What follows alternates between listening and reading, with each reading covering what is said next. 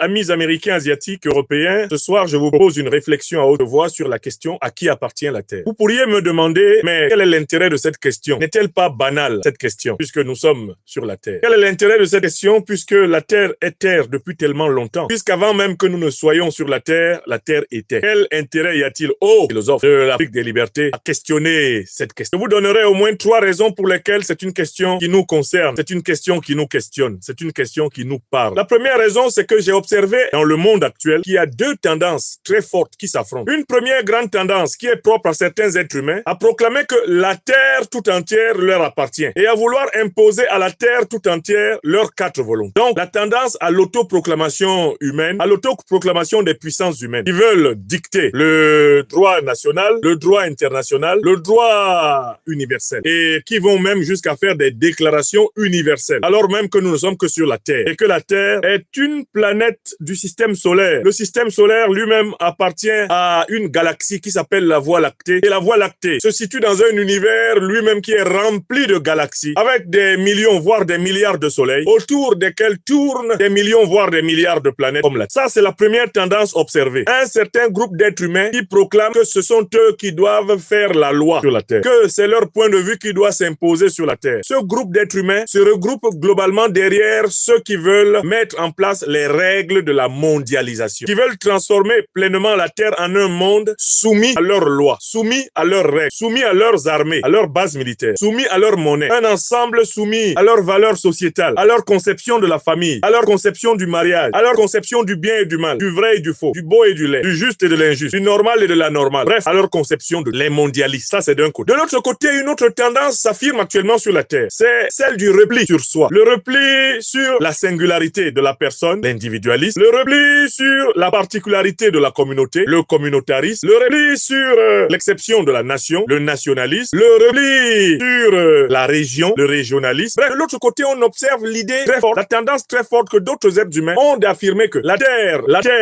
appartient à chaque particulier et que chacun, en quelque sorte, a sa part sur la Terre. Donc, d'un côté, ceux qui disent tout nous appartient et de l'autre côté, ceux qui disent une partie de la Terre nous appartient, c'est à nous. D'un côté, les mondialistes et de l'autre, les particularistes, nationalistes, communautaristes, territorialistes, régionalistes. Voilà les 2 tendances qui dominent actuellement l'opinion mondiale.